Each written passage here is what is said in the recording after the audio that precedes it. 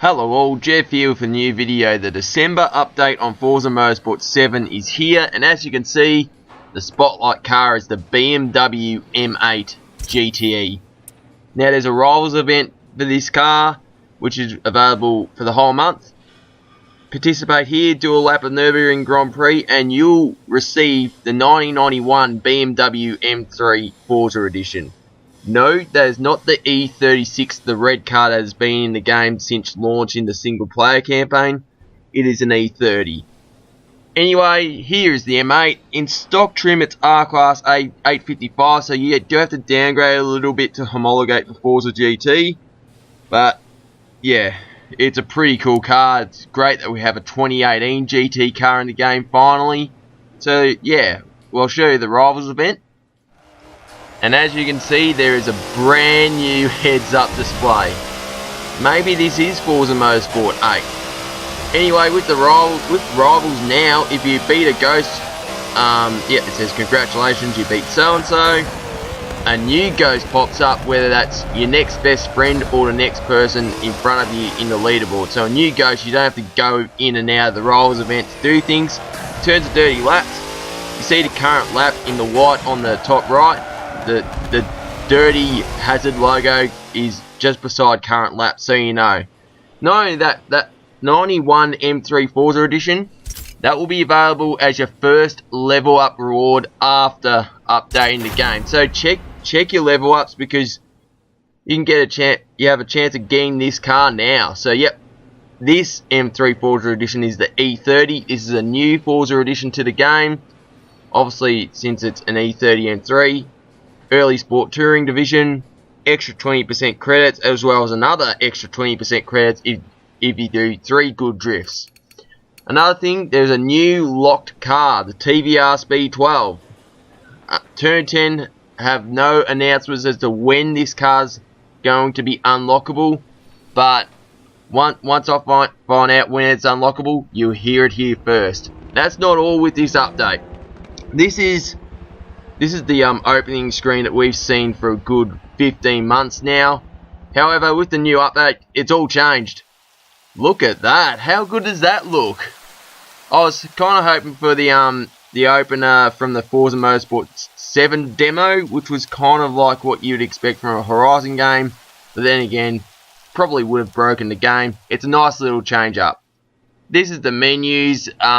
Same old menus we've had since launch. This is before the update, so, you know, pretty self-explanatory as to what you can see here. But look at this. This is what the menu looks like now.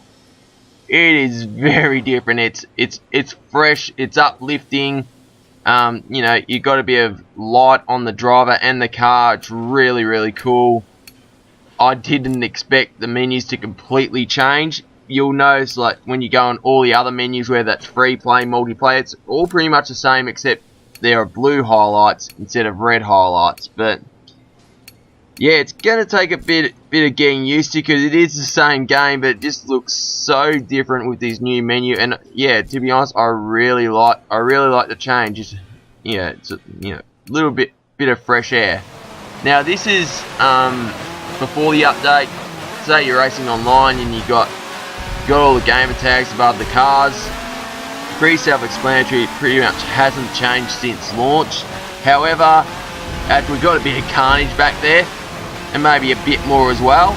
But yeah, so, you know, it's been pretty self-explanatory as to what you could see while you're racing. It's all changed now.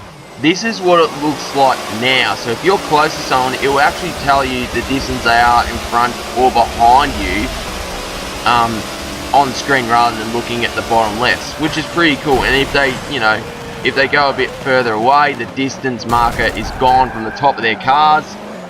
And yeah, it's really cool. And if say, you know, there's someone in front of you that's like, what, 100 meters away, you'll just see their position rather than their name. But it's pretty cool. Anyway, time to test these new cars out means handing the keys over to the Stig at the Top Gear test track. To start off with, we'll go with the 1991 BMW M3 Forza Edition. So yeah, as you can see, it's got a wide body kit. It's also got, you know, a bit of a rear wing, reminiscent of the M3 Evolution, which was the last of the E30 M3. So it's a cool little addition. Now, as per usual, E30 M3s naturally aspirated. I did get a couple wheels on the curb, just, you know, lost a bit of balance there, but all in all, it's a pretty good car, and it is actually a bit drifty, believe it or not, for something like this, which is more of a momentum car. But yeah, it's cool to have another Forza Edition. At least it's not like last month where we had to actually do an event to get the Trans Am Forza Edition. Yep, you can get this as a gift in the Spotlight Rivals event, but you can get it pretty much straight away if you check your level up, which is cool. I kind of wish it was a Speed 12 that was the level up reward. Anyway, it's another lock car. I just want to complete my car collection, you know. But look, we'll have to wait for Turn 10 to announce when we can get this car. Hopefully it's soon. That's the Speed 12, that is. But yeah, the E30 M3, pretty impressive car. And it's going to do a 123.1. Now to the M8. This thing, it was a bit of a meme during this year's 24 Hours of Le Mans because of how big this car was compared to everything else in the GTE class. As you can hear, loud rumbly V8. You get off the throttle, and the turbo's doing a fair bit. Now I can tell you right now, the engine noise of this car in game is wrong. You know, the actual M8 sounds civilized. It doesn't sound anything special. It basically sounds the same as the M6 GT cars. So maybe Turn 10 should have just grabbed the sound of the M6 from Forza 7 and used it on the M8 as well. But anyway, just trying to spruce things up, and they may as well.